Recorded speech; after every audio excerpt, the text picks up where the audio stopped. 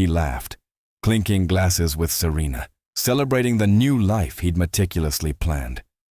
But as he signed that beautiful, romantic renewal of vows trust, his smile was a mask of ignorance. He thought he was securing his escape, his fortune, his future. He never saw the trap. He never knew that with that single stroke of his pen, he just handed me the keys to his entire world, locking him out forever.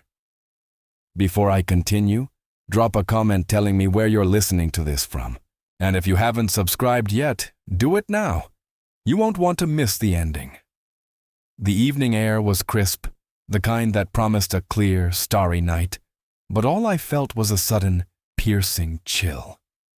Richard had called to say he was working late, a familiar refrain, but something urged me to take a drive, perhaps pick up a new book, anything to fill the quiet house.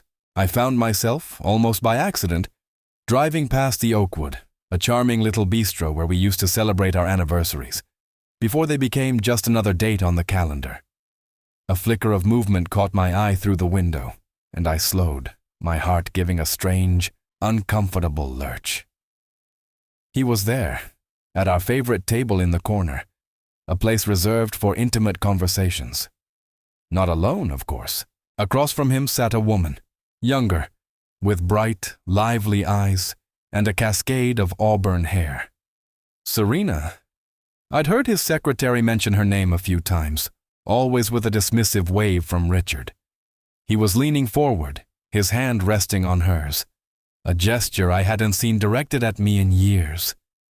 The way he looked at her, a soft, indulgent gaze, was like watching a stranger. It was the look of a man entirely captivated, entirely devoted. And it wasn't for me. My breath hitched, a small, painful gasp. But I stayed in the car, hidden in the shadows of a large oak tree across the street. I watched them for what felt like an eternity. He laughed at something she said, a rich, booming sound that used to make me smile. Serena's face glowed, a picture of innocent happiness. She was completely unaware, I realized, of the intricate web of deceit Richard spun so effortlessly. She saw the charm, the promises, the grand gestures, but she couldn't see the hollow core, the careful calculation behind his every move. He was painting her a future. I could almost hear his words, one filled with security and grand adventures, a future he never truly intended to deliver, not to her, and certainly not to me. Her laughter, light and carefree, was a stark contrast to the tightening knot in my stomach. She truly believed him, believed in the dream he was selling. I could see it in her trusting eyes, eyes that reminded me, painfully, of my own younger self. He reached into his jacket pocket, pulling out a small velvet box. My stomach dropped. It wasn't an engagement ring, not yet, but something about the way he presented it, with that smug, satisfied smile, spoke volumes. Her gasp of delight, her hand flying to her mouth, confirmed my fears. This was more than a fleeting affair. This was a performance, a grand deception orchestrated for her benefit and ultimately for his own. I drove home slowly, the familiar streets blurring past me. The initial shock gave way to a cold, clear clarity. My hands, surprisingly steady on the wheel, felt like they belonged to someone else. The tears didn't come. Instead, a quiet resolve settled deep within me, like a stone dropping into still water. I walked into our silent house, the house we had built together, and looked around, seeing it not as a home, but as a chessboard. Richard had made his move, a bold, careless one. Now, it was my turn. It would take months, perhaps even a year, to gather all the pieces, to understand the game he was playing, and to position myself for the final, devastating play. But I knew, with a certainty that chilled me to the bone, exactly what I had to do. I would not just leave. I would dismantle his entire world, piece by careful piece, and he would never see it coming. The new phone felt foreign in my hand, a stark white rectangle against my palm, devoid of any history, any shared memories. It was a blank slate, much like the identity I was about to create. I'd spent a quiet afternoon choosing the name Catherine Hayes. It sounded pleasant, unremarkable, easy to remember, yet forgettable enough to blend into the background. A name that wouldn't raise any alarms. Finding Serena's number wasn't difficult. Richard, in his careless confidence, had left a business card with her name and personal cell number tucked inside a jacket pocket I'd been tidying. A small slip, but enough for me. My heart gave a little flutter as I dialed, a strange mix of apprehension and a thrilling, icy resolve. This wasn't grief anymore. It was precision. I took a deep breath, picturing Serena's bright, unsuspecting face. "Hello, Serena. My name is Catherine Hayes. Please forgive my call out of the blue. I hope I'm not disturbing you."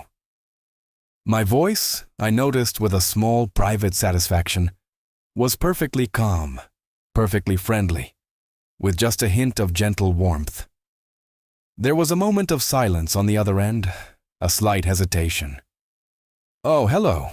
No, not at all. Catherine Hayes, you said? I'm sorry, I don't think I recognized the name."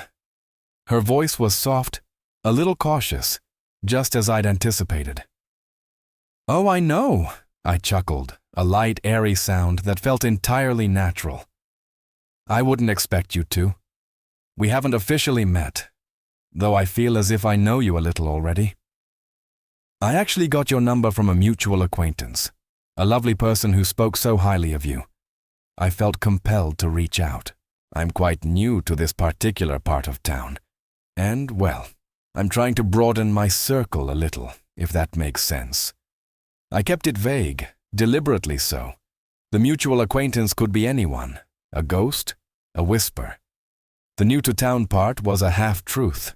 I was new to this kind of social maneuvering. "A mutual acquaintance?" Serena sounded intrigued now, her caution softening. "Oh, really? Who might that be?" "Oh, you know how it is," I replied smoothly, a little laugh escaping my lips. Sometimes names get jumbled, or people prefer to stay out of the middle of things, if you understand. But let's just say this person thought you were incredibly kind and insightful, and mentioned you might be just the sort of wonderful company I'm looking for. Someone with a lovely perspective on life, who truly appreciates the finer things and understands the importance of building a secure future.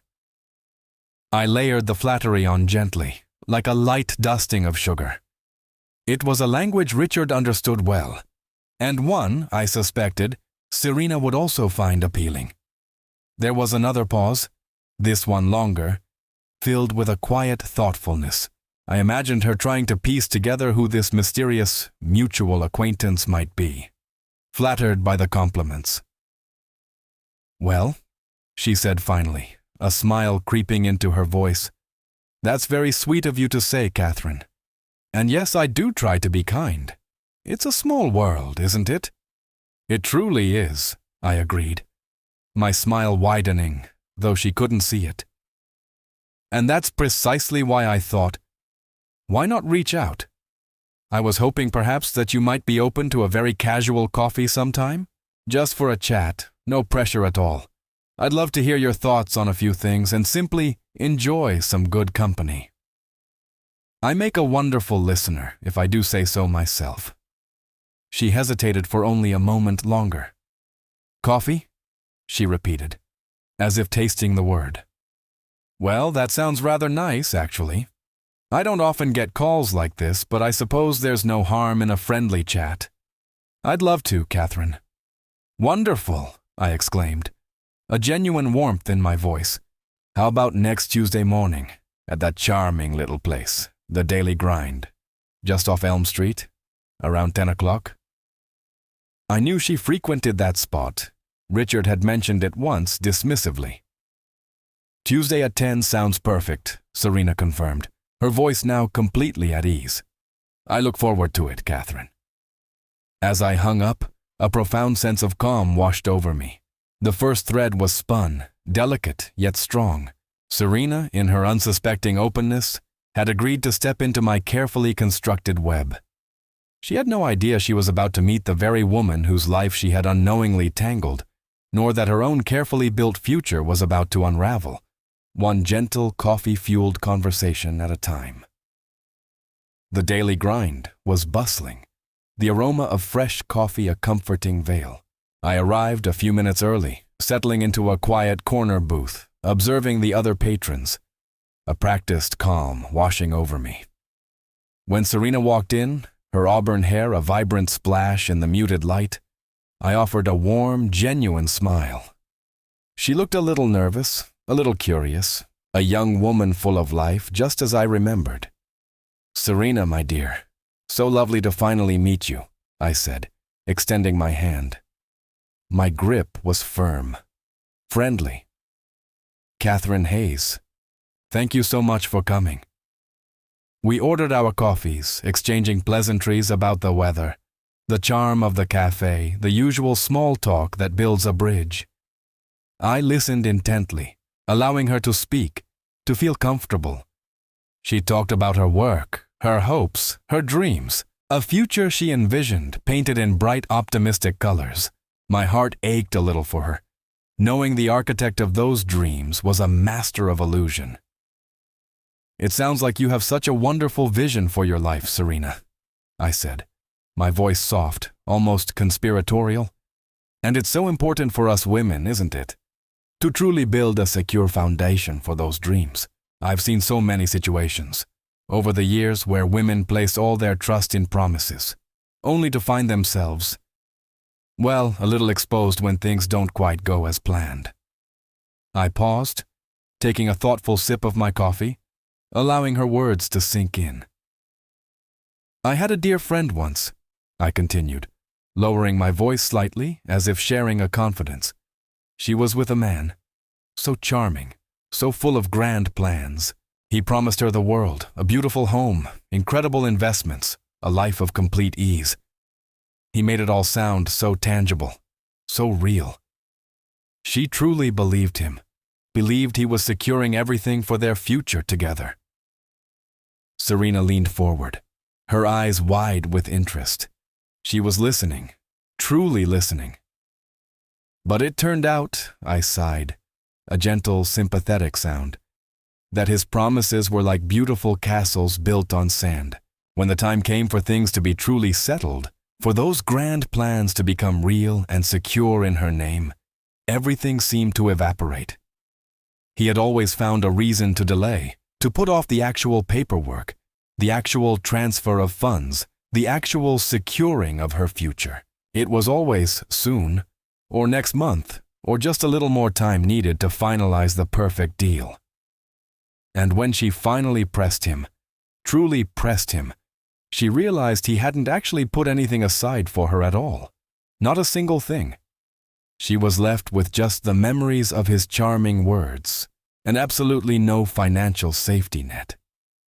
I shook my head slowly, a sorrowful expression on my face. It broke her heart, not just because of the lost future, but because she realized she had been, in a way, a part of his performance. A beautiful, trusting audience for a play where she was never meant to truly share the stage, only to admire his grand illusion. He loved the idea of her, the way she made him feel, but he never truly saw her as a partner deserving of true, tangible security. Serena was silent, her gaze fixed on her coffee cup. Her bright eyes, which had sparkled with optimism just moments before, now held a flicker of something else, a nascent doubt. I could almost see the gears turning in her mind, connecting my friend's story to the promises Richard had undoubtedly made to her. He was, after all, a creature of habit. The grand plans, the promises of a secure future, the delays in making anything concrete. It was his signature move. "It's a terrible thing," I concluded softly, "to realize you've been living a beautiful dream that was never truly meant for you, but rather for someone else's convenience. to be a cherished part of a moment, but never a truly secure part of a future. Serena finally looked up, her expression thoughtful, a shadow crossing her face. The carefree optimism had receded, replaced by a quiet, unsettling contemplation. She swallowed, her lips parting as if to speak, but no words came. She was no longer just hearing a story. She was beginning to see the outline of her own. Her eyes, usually so trusting, now held a glimmer of suspicion, a tiny crack in the perfect facade Richard had so carefully constructed around her. The candlelight flickered, casting soft, dancing shadows across the dining room. I had prepared Richard's favorite meal, a quiet indulgence we hadn't shared in far too long. The wine was a vintage he particularly enjoyed, and the music, a gentle classical melody, filled the air with a familiar comfort. He looked at me, a little surprised, a little wary, but mostly pleased by the unexpected attention. He was so accustomed to my quiet presence, my predictable routine, that a deviation always caught him off guard. "Eleanor," he said, a smile playing on his lips as he took his seat. "What's the occasion? Not our anniversary, surely." I smiled back, a calm, serene expression that belied the intricate planning behind the evening. "No, darling, not our anniversary, just a moment. I've been doing a lot of thinking lately, about us, about our future, about everything we've built together." I reached across the table, taking his hand gently. His fingers felt warm in mine, a familiar touch that now felt strangely detached. And I realized something important. With all the changes in the world, all the uncertainties, I want us to be absolutely secure. Our future, our shared dreams, everything we cherish. He raised an eyebrow, a hint of curiosity replacing his earlier wariness. "Secure? What do you mean, my dear?" "I mean truly secure," I explained, my voice soft, earnest. "Protected. I've been speaking with a wonderful financial advisor, just casually, you understand. And she mentioned a brilliant way to safeguard everything we have, to make sure that no matter what happens in the world, our shared wealth, our legacy, is completely safe and completely united. A way to truly put our commitment to each other and to our future into a solid, unshakable form. A kind of renewal of our vows, really, but for our shared life together, financially speaking." I paused, letting the words sink in, watching his expression. He was listening now, his interest piqued by the mention of safeguarding wealth. That always got his attention. "She called it a declaration of joint marital asset protection trust," I continued, enunciating the words carefully, making them sound grand and official, yet entirely beneficial. "It's a beautiful concept, Richard. It means that a significant portion of everything we own now, our homes, our investments, everything we've worked so hard for, and anything new that comes our way, would be placed into a special shared arrangement. A trust, just for us. It would be co-managed by both of us, meaning we'd both be in charge, together, making decisions hand in hand. And the best part, it's designed so that neither of us could ever make big changes or take out large sums of money without the other's full agreement. It makes us truly partners, in every sense, protecting our shared future from any external threats or unexpected turns. I pushed a document, neatly bound in a leather folder, across the table. It was thick, filled with legal-sounding paragraphs, but I knew Richard rarely read the fine print when the promise of protection and security was dangled before him. He skimmed the first page, his eyes likely jumping to the title I'd just spoken. "Think of it as our ultimate commitment," I urged, my voice imbued with a gentle, loving persuasion. "A testament to our enduring partnership. It means that 60% of everything we currently have and any new financial discoveries we might make would be held in this trust, untouchable unless we both agree. It's for our peace of mind, darling, to know that our legacy, our shared future, is truly protected forever." He picked up the pen I'd placed beside the document, still not quite meeting my gaze, his mind clearly racing with thoughts of his own. He was likely envisioning the external threats I'd mentioned, perhaps even his own careful schemes, and seeing this as a clever way to shield his assets, never realizing it would also shield them from him.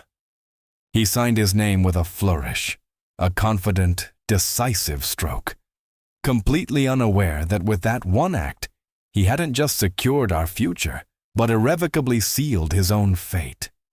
He thought he was simply protecting his empire, but he had just handed me the keys to his entire kingdom. The grand ballroom glittered, a sea of elegant dresses and crisp tuxedos. Chandeliers dripped light onto polished marble floors, reflecting the hushed murmurs of the city's elite. I arrived fashionably late, a quiet entrance befitting a woman who often preferred to observe rather than be observed. My simple, dark blue gown was elegant, understated, allowing me to blend seamlessly into the background, yet ensuring I was perfectly visible to those who knew to look. Richard, of course, hadn't even noticed my arrival. His attention was elsewhere, fixed on the grand entrance, a triumphant glint in his eye. He was in his element, holding court by the main stage, a glass of champagne in hand, his laugh a little too loud, his gestures a little too expansive. This was his stage, his carefully orchestrated moment. I knew his plan, every intricate detail. Tonight was the night he would finally introduce Serena to his world, not as a casual acquaintance, but as a significant, undeniable presence. He thought he was so clever, so subtle. He'd told me, with a dismissive wave of his hand, that he was merely attending a charity event, a necessary social obligation. He hadn't even bothered to ask if I would join him, assuming, as he always did, that I would prefer my quiet evenings at home. It was a calculated exclusion, designed to make my absence seem natural, unremarkable. He wanted me out of the picture, not just emotionally, but physically. I watched him from a distance, a small, knowing smile playing on my lips. He had no idea I was there, a ghost in plain sight. He moved through the crowd, shaking hands, exchanging pleasantries, his confidence radiating like a beacon. He was building up to something. I could feel it in the air, a palpable sense of anticipation. His speech, I imagined, would be masterful, a subtle weaving of words that would set the stage for Serena's unveiling. He would speak of new beginnings, of expanding horizons, perhaps even of a renewed sense of purpose that he had recently found. All very vague, all very charming, and all designed to pave the way for his new life, his new love. And since you've made it this far, go ahead and hit that like button. It really helps me keep bringing stories like this.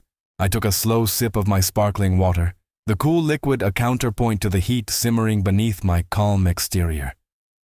The orchestra swelled, a beautiful, lilting melody, and the chatter in the room began to subside as Richard finally made his way to the podium. He tapped the microphone, a confident, practiced gesture. His voice, deep and resonant, filled the ballroom. He spoke of the charity, of course, of the importance of giving back, of building a better future. His words were polished, heartfelt, designed to charm and impress. He spoke of a new chapter in his own life, a time of profound reflection and renewed energy. He didn't mention Serena by name, not yet, but the implication hung in the air, a silent promise. He painted a picture of a future brimming with possibility, a future he was clearly eager to embrace. His eyes scanned the room, a triumphant gleam reflecting the chandeliers, searching, I knew, for her. Just as he concluded, with a flourish and a round of polite applause, the grand doors at the far end of the ballroom swung open. All eyes turned, and there she was, Serena, radiant in a shimmering emerald gown, her auburn hair styled in soft waves around her shoulders. She looked utterly beautiful, utterly happy, and utterly unaware. She was on Richard's arm, of course, his hand proprietorially at the small of her back, guiding her into the room. His smile was dazzling, a mixture of pride and possessiveness, He thought he had won. He thought he had everything. Their eyes met mine across the crowded room. Richard's smile faltered, a flicker of surprise, then irritation crossing his face. But Serena's gaze, initially curious, then widening in recognition, was a punch to the gut. The woman she knew as Catherine Hayes, her new, kind friend, was standing directly opposite her, dressed not as a casual acquaintance, but as the wife. The realization dawned on her face, a slow, dawning horror that stole the color from her cheeks. The music, the chatter, the glittering lights, all seemed to fade into a distant hum as our eyes locked. The truth, raw and undeniable, hung between us, a silent scream in the opulent ballroom. The air thickened, a sudden, suffocating pressure descending upon the glittering ballroom. Serena's face, moments ago radiant with naive joy, now contorted with a bewildering mix of shock and dawning betrayal. Her eyes, wide and searching, darted between Richard and me, the woman she knew as Catherine Hayes. Richard, still holding her arm, looked utterly bewildered, his triumphant smile dissolving into a frown of confusion and annoyance. He tried to pull Serena closer, to whisper something, to dismiss me, but her feet seemed rooted to the spot. Then, something shifted in Serena's eyes. The shock hardened into a quiet, steely resolve that mirrored my own.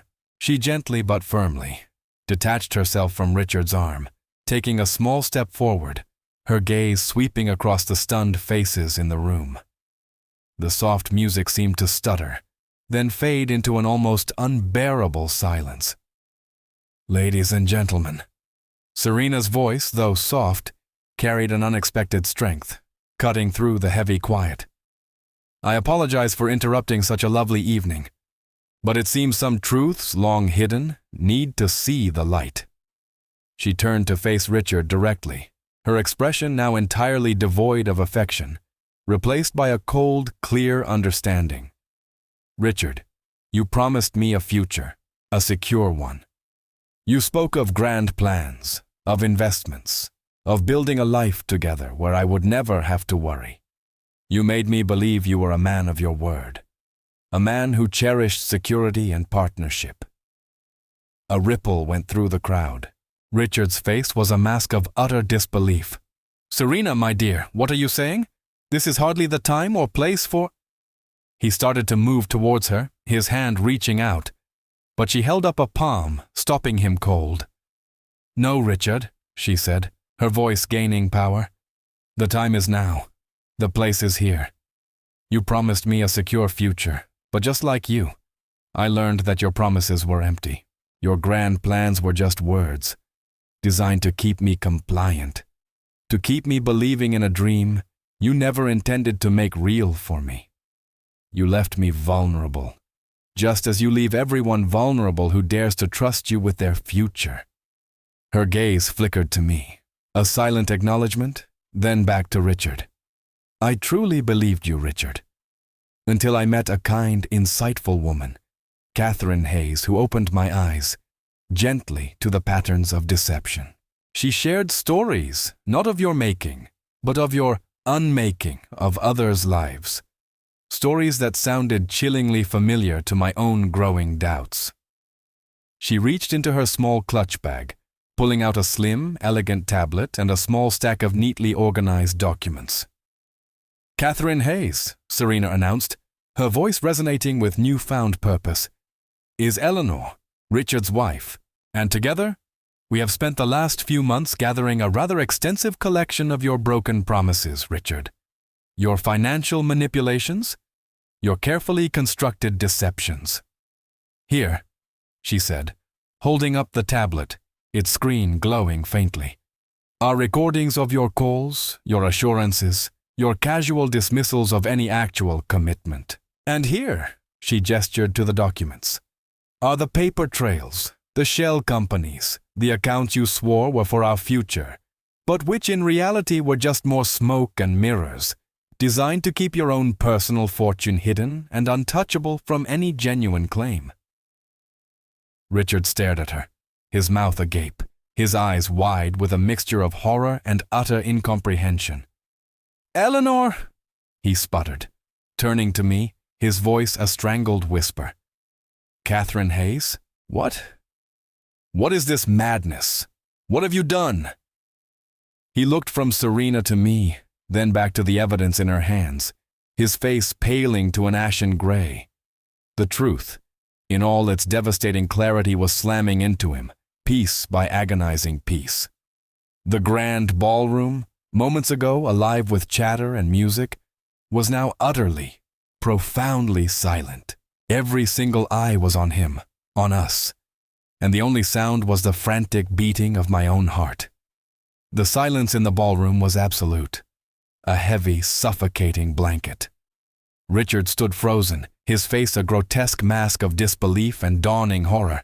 As Serena laid out his deceptions, piece by meticulous piece, the polite murmurs of the crowd had vanished, replaced by an audible gasp as Serena, with a quiet dignity, presented her tablet and documents to a stern-faced man who had quietly stepped forward from the edge of the room. He was a solicitor, a discreet presence I had arranged, ready to act on the evidence Serena had so bravely gathered. Richard finally found his voice, a strangled whisper. Eleanor, what have you done? What is this insanity? His eyes, wide and frantic, darted between Serena, the solicitor, and me. He was searching for an escape, a way to dismiss, to charm, to manipulate. But there was no path left for him. I stepped forward then, my voice calm, clear, and steady, cutting through the stunned quiet. It's not insanity, Richard. It's simply clarity. You see, when you signed that Declaration of Joint Marital Asset Protection Trust a few months ago, you thought you were being clever. You believed you were safeguarding your assets, protecting them from any potential external threats, perhaps even from me, eventually. I paused, letting the implication hang in the air. You believed it was a romantic gesture, a renewal of our vows, financially speaking, a way to secure our shared future. I met his gaze, my eyes unwavering. But what you actually signed, Richard, was an irrevocable joint trust. It placed 60% of all our currently identified marital assets, and crucially, any newly discovered marital assets, like, for instance, a rather substantial offshore fortune that Serena also helped us uncover, into a special arrangement. An arrangement that requires unanimous consent from both trustees for any significant disbursement or alteration. His jaw dropped, the color drained from his face, leaving him ashen. His mind, I could almost see it working, was finally grasping the full, devastating implication. He had willingly, eagerly, locked himself out of his own vault. He had handed me the key, believing it was a shield for his ill-gotten gains, never realizing it was a cage. It means, I continued, my voice gentle but firm, that without my agreement, Richard, you can't touch those funds. Not a penny of the 60% that's now safely held in that trust. And with Serena's invaluable testimony and the documentation she's provided, every single one of your hidden accounts, your shell companies, your carefully constructed financial illusions are now being identified and swept into that trust. Just as the document states, they are no longer yours alone to control. His hand instinctively went to his pocket, fumbling for his phone. He pulled it out, his fingers shaking as he tried to unlock it. To call someone, anyone, to fix this catastrophic unraveling. I watched him, a quiet observer. He tapped frantically, his eyes wide with a desperate hope. He likely tried to access his banking apps, to transfer funds, to somehow salvage what he could. But it was no use. The solicitor, with a nod to a discreet figure by the door, had already set the wheels in motion. Richard's frantic tapping yielded nothing but error messages, frozen screens, and notifications of account suspensions. His calls wouldn't connect, his texts wouldn't send. His world, the one he had so painstakingly built on lies and deceit, was collapsing around him in real time. He looked up, his eyes meeting mine one last time, filled with a raw, desperate plea, then a burning hatred. He was alone, utterly exposed, stranded in the opulent ballroom, surrounded by the silent, judging eyes of a society that now saw him for exactly what he was. A man who had lost everything, not to an enemy, but to his own careless arrogance. He had no one to call, no funds to access, no empire left to command. He was utterly, completely, and irrevocably stripped bare. After that night, the noise of the world seemed to quiet, replaced by the crisp, efficient hum of legal proceedings. There was no public spectacle, no drawn-out courtroom drama. Richard, stripped of his bravado and his financial leverage, had little choice but to concede. The carefully worded Declaration of Joint Marital Asset Protection Trust, his own signature bold and confident on the bottom, proved to be an unbreakable shield. It was a beautiful thing, really, how his own arrogance had become his undoing. My lawyer, a wonderfully sharp woman with kind eyes, handled everything with quiet precision. She explained the process to me in simple terms, much like one might describe the steps to baking a cake. There were forms, of course, and meetings, but the core of it was already settled. The trust, as I had explained at the ballroom, held 60% of everything, including the offshore fortune Serena had helped us uncover. And because that trust required both our signatures for any significant movement of funds, Richard was effectively locked out of his own empire. He had built his castles, but I now held the only key. His lawyers, a frantic red-faced duo, tried every trick in the book. They argued, they blustered, they threatened, but the evidence was overwhelming. Serena's detailed accounts, her recordings, the meticulously compiled paper trails of Richard's shell companies. It all painted a clear picture of deliberate deception and financial manipulation. The judge, a no-nonsense woman who seemed to have a particular distaste for men like Richard, listened patiently, then ruled with swift, decisive clarity. The divorce itself was, in the end, remarkably clean. Like a surgical procedure, precise and effective.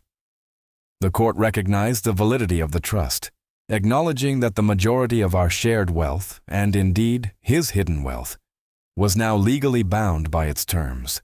The remaining 40% of our marital assets, the visible ones, were divided with my comfort and future security at the forefront. The house, our home for so many years, remained mine, of course. My investments, my retirement, all were secured, not just for my peace of mind, but as a stark testament to the consequences of his actions. Richard, meanwhile, was left with very little. He walked away with what he had brought into the marriage, which, after years of his lavish spending and hidden accounts, amounted to a pittance. His personal belongings, a small, barely solvent bank account that wasn't tied into any of his schemes, and the hollow echo of his once grand reputation. He had lost his company, his standing, and every single penny he had carefully, cunningly hidden away. He had nothing left to control, nothing left to parade, nothing left to sell. The man who had once promised women the world now stood with empty hands, his carefully constructed future completely dismantled. I remember the final meeting, the quiet room where the last papers were signed. Richard was there, his face pale and drawn, his eyes hollow. He didn't look at me, couldn't meet my gaze. He simply signed, his hand trembling slightly, a stark contrast to the confident flourish he had used on the trust document. There were no words exchanged, no bitter recriminations, just a scratch of pens on paper, the rustle of documents. When it was all done, my lawyer closed her folder with a soft, definitive snap. The sound echoed in the quiet room, a final, conclusive note. The game was over. I had won. The morning sun streamed into my new kitchen, painting warm stripes across the pristine marble counter. It wasn't a grand kitchen like the one Richard and I had shared, but it was bright and airy, filled with the scent of fresh coffee, and the quiet hum of a life truly my own. I was arranging a small vase of wildflowers, a simple pleasure I'd rediscovered, when the television, tuned to a morning news channel for background noise, caught my attention. A segment began, detailing the recent downfall of a prominent local businessman. My heart didn't quicken, my breath didn't hitch. There was just a quiet, almost detached recognition as Richard's face, looking rather disheveled and bewildered, flashed across the screen. He was shown entering a modest apartment building, a stark contrast to the sprawling estate he once called home. The reporter spoke of financial irregularities, of a once respected name now tarnished by scandal, and a remarkably complex trust that had essentially frozen his assets. They showed a brief clip of him, his eyes looking lost, confused, utterly without his usual swagger, as he fumbled with a grocery bag outside what looked like a rather ordinary market. I watched him, not with malice, but with a quiet sense of finality. He looked smaller, somehow, diminished, the grand architect of his own downfall, now living out the consequences in a world stripped of its former luxuries. There was no triumph in my heart, no dancing glee, just a profound sense of peace. The storm had passed, and what remained was a clear, calm sky. He had never seen me, Eleanor, for who I truly was, a woman capable of more than just quiet devotion. He had underestimated me, dismissed me, and in doing so, he had handed me the tools for his own dismantling. The reporter continued, detailing the unraveling of his various business ventures, the quiet dissolution of his company, the loss of his prestige. It was all so neat, so tidy, so entirely devoid of the dramatic flair Richard always craved. His public image, once so carefully curated, was now simply gone, replaced by the image of a confused, middle-aged man struggling with a bag of groceries. I turned back to my wildflowers, adjusting a stray petal. The world had kept turning, and so had I. My life, once a silent backdrop to his grand performance, was now my own vibrant canvas. I thought of the quiet strength Serena had shown, the courage to speak her truth, to stand by the evidence she had helped gather. She too was rebuilding, piece by careful piece.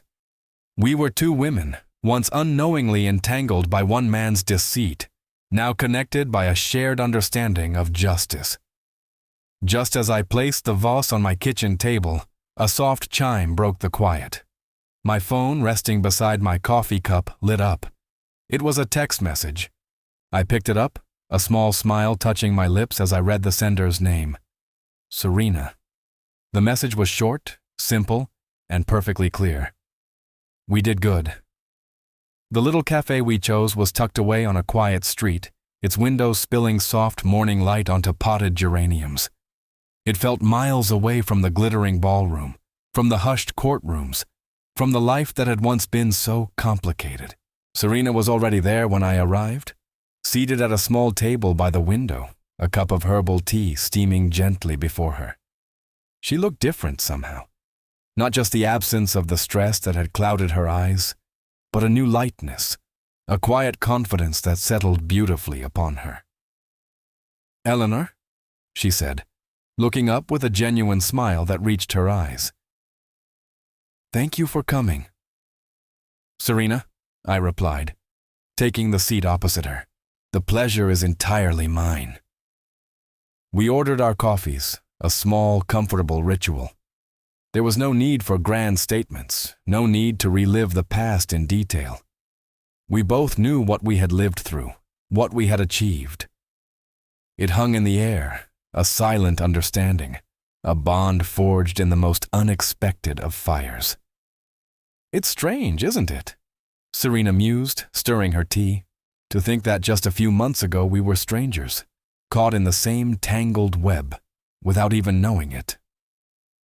I nodded, a soft smile on my lips.